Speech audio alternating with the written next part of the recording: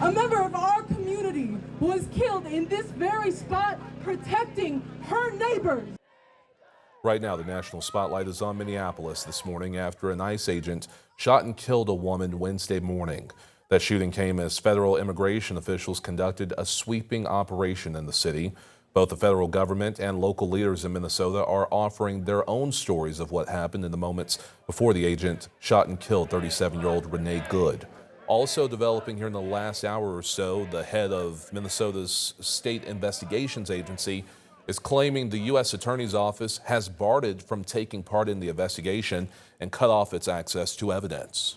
She then proceeded to weaponize her vehicle, and she attempted to run a law enforcement officer over. This appears as an attempt to kill or to cause bodily harm to agents, an act of domestic terrorism. They are already trying to spin this as an action of self-defense.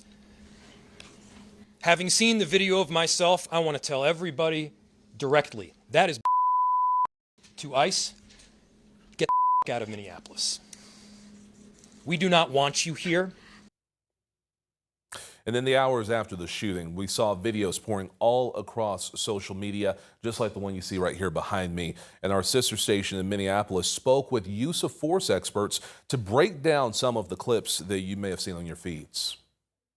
First, the video. This angle shows agents repeatedly telling the driver to get out of the car. The driver then backs up, and as soon as she drives forward, you hear 3 shots fired. A federal agent reholsters his gun as the red SUV crashes into another car. Another angle shows the driver appearing to wave her arm to let another vehicle pass. Then a different vehicle pulls up and more officers get out. Again, you hear them repeatedly tell her to get out of the car. An officer approaches and pulls on the door, and you see the driver back up, then start to drive forward. That's when you hear the gunshots.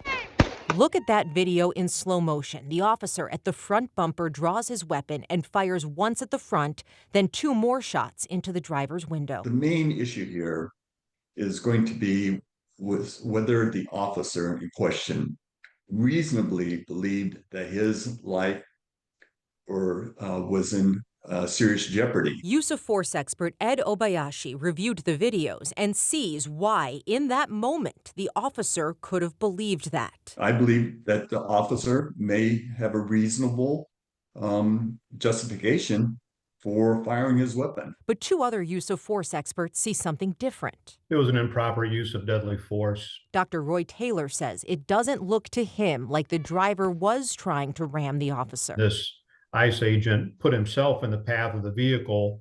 He drew his pistol before the vehicle even started moving. And Jeff Noble agrees, saying officers are trained to avoid situations like this. A reasonable officer would have moved to the side of the vehicle immediately and not been standing in front of the vehicle. Certainly, if there was enough time for the officer to draw and fire their handgun, there was enough time for the officer to move out of the way.